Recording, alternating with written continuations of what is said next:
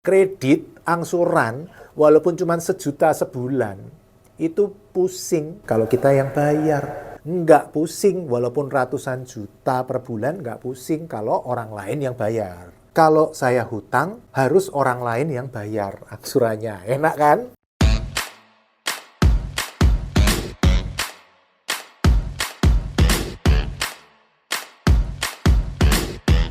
Halo teman-teman, kita ketemu lagi di channel YouTube Pipo. Hari ini kita ngomong tentang hutang. Tambah hutang, tambah kaya. Kok bisa? Katanya tambah hutang, tambah miskin. Teman-teman, untuk bisa memahami ini, teman-teman harus paham dulu konsep hutang baik dan hutang jahat.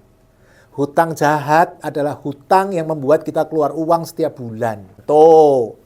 Beli mobil untuk gagah-gagahan. Punya mobil walaupun utang. Beli handphone mewah-mewah, gaya, tapi utang. Tiap bulan bayar. Nah, ini kita nyebutnya hutang jahat.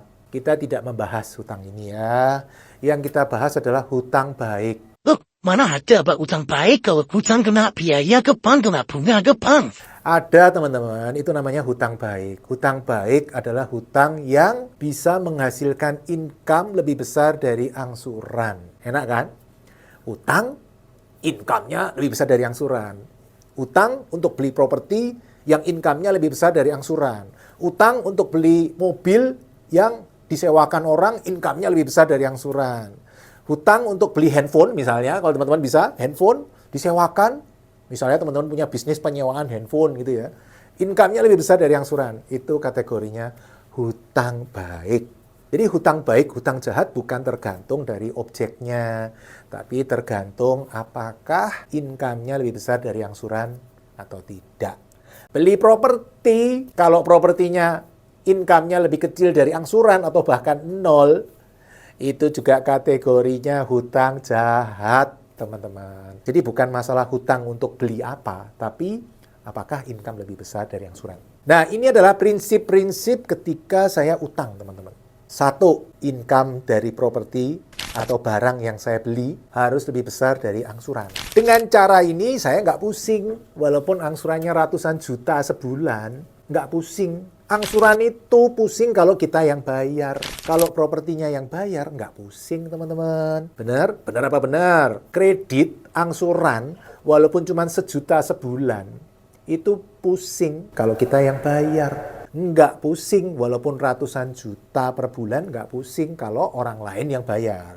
Misal, kita punya kos, anak-anak kos yang bayar, buat uangnya dikumpulin, buat bayar angsuran, nggak pusing. Benar apa benar? Ya. Jadi yang prinsip pertama, pastikan income lebih besar dari angsuran. Kalau belum bisa menguasai ilmu income lebih besar dari angsuran, jangan utang. Bahaya. Itu prinsip yang pertama. Nah, prinsip saya yang kedua, teman-teman, ketika saya hutang adalah kalau saya hutang, harus orang lain yang bayar angsurannya. Enak kan? Kita yang utang, orang lain yang bayar. Misal, properti yang pertama saya 2008. Contoh yang sering saya pakai buat contoh, teman-teman. Sebenarnya di dalam situ tuh ceritanya banyak, pelajarannya banyak. Tapi kadang-kadang teman-teman kan nggak sabar dengerin ini lagi. Teman-teman resapin, tulis dengan angka. Kok bisa gini ya? Kok bisa gini ya? Kok bisa gini ya? Oh, itu pelajarannya luar biasa. Properti yang pertama saya beli 2008.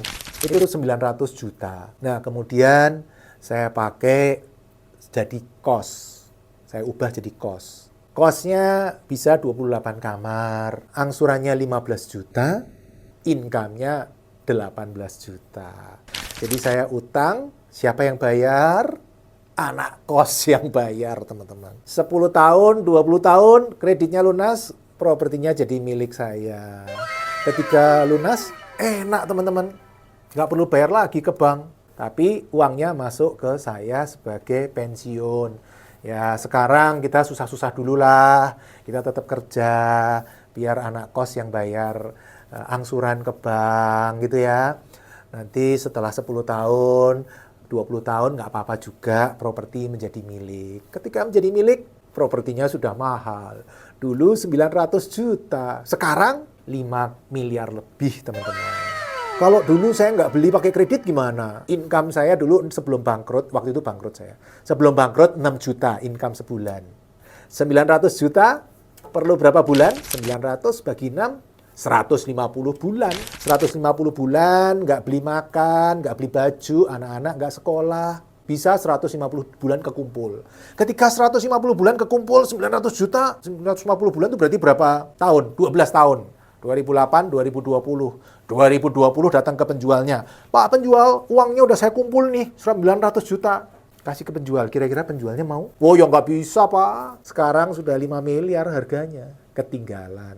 Makanya itu lebih enak kalau saya loh ya, kredit, tapi pastikan orang lain yang bayar. Kita hanya sebagai standby, uang-uang kita. Kalau perlu baru turun. Namanya bisnis tetap ada resiko. Tidak ada bisnis yang nol resikonya.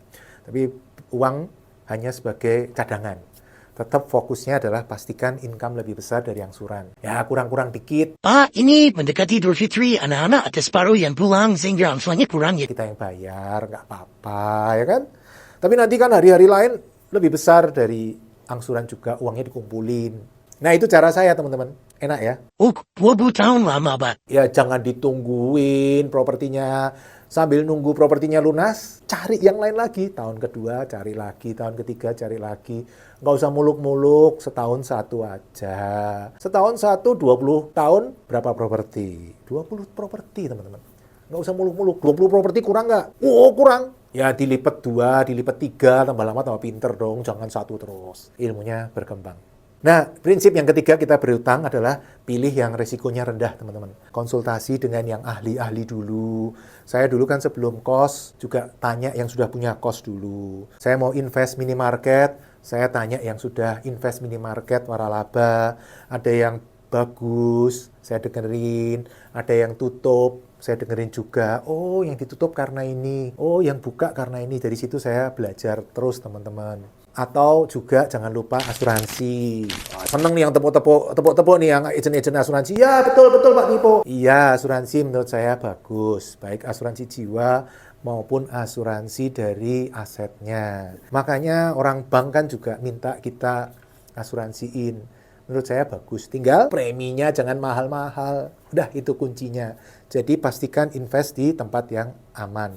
Hutanglah di tempat yang aman. Prinsip saya nomor 4, teman-teman, adalah jangan foya-foya sebelum hutangnya lunas. Jadi ya harus sadar bahwa kita dapat kredit dari bank, berapapun nilainya, itu tetap aja utang, teman-teman, namanya bukan uang punya kita. Itu uang punya bank, uang orang lain.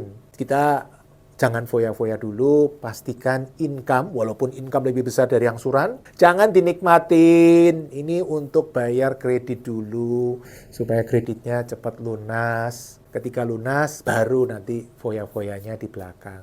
Bersusah-susah dahulu, bersenang-senang kemudian. Kunci sukses investor apa? Kemampuan menunda menikmati hasil. Orang-orang yang pengennya cepat menikmati hasil, padahal belum berhasil, wah itu nggak cocok untuk jadi investor. Investor harus punya kemampuan untuk menunda menikmati hasil. Nggak usah buru-buru, santai aja. Tetap walaupun dapat kredit banyak, ratusan miliar, tetap kalau memang kita hidup gaya hidupnya segini ya kayak segini aja. Nggak perlu foya-foya. Oke, nah prinsip nomor 5, ini saya pesen mungkin jarang ya yang ngomongin ya. Ini adalah kunci saya juga. Saya itu selalu memisahkan uang pribadi dengan uang investasi loh teman-teman. Jadi saya pecah 4 ya. Uang kantor, saya punya bisnis ya, yang dari 2003 saya jalanin, saya sendiriin uangnya, termasuk utangnya juga sendiri. Uang-uang investasi saya untuk properti, income-nya masuk ke sini, angsurannya juga baru bayar dari sini. Nah, nomor 3 baru uang saya pribadi. Nah, uang pribadi ini saya dapat dari gaji dari toko-toko saya maupun bisnis saya. Udah ini gaji saya ya, ini uang saya pribadi. Saya kalau memakai uang untuk keperluan pribadi, saya ngambil dari sini. Saya nggak pernah ngambil dari tempat lain. Nah yang terakhir, ini uang investasi saya yang lain. Saya kadang-kadang memberikan training teman-teman, dapat income, nggak masuk ke sini, nggak masuk ke sini, nggak masuk ke sini. Nah ini kantong keempat, ini saya punya investasi yang lain. Tipikalnya akan beda teman-teman ketika kita berinvestasi untuk properti dan untuk hal yang lain. Kalau investasi yang ini, memang menurut saya lebih baik cash.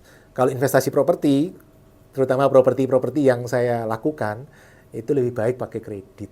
Lebih baik ya, bukan jaminan mutu, tapi menurut saya jauh lebih baik daripada cash. Nah, prinsip saya yang terakhir teman-teman untuk kredit adalah kita harus kredit dengan risiko sekecil mungkin. Jangan menjaminkan rumah pribadi.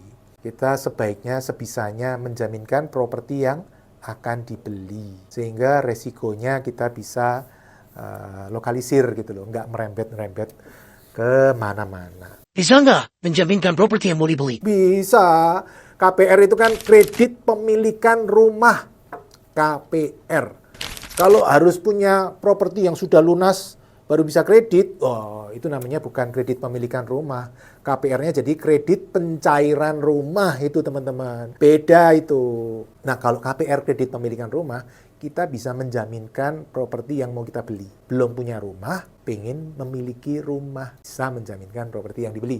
Caranya gimana? Ya nanti kita dengan bank, dengan penjual, dengan notaris, satu meja, duduk bareng, diselesaikan di situ. Kalau sudah kreditnya disetujui oleh bank. Oke teman-teman, jadi itu 6 prinsip saya ketika saya berhutang, sehingga ketika saya berhutang saya enggak pusing, karena saya selalu memakai prinsip hutang baik. Ambillah hutang baik, hutang yang membuat kita mendapat uang setiap bulan. Jangan hutang jahat yang membuat kita keluar uang setiap bulan. Semoga sukses, salam passive income property. Terima kasih telah mengikuti video hingga selesai.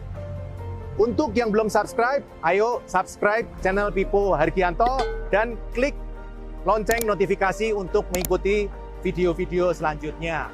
Teman-teman juga bisa mengikuti seminar-seminar gratis yang saya bagikan. Silakan daftar melalui nomor berikut.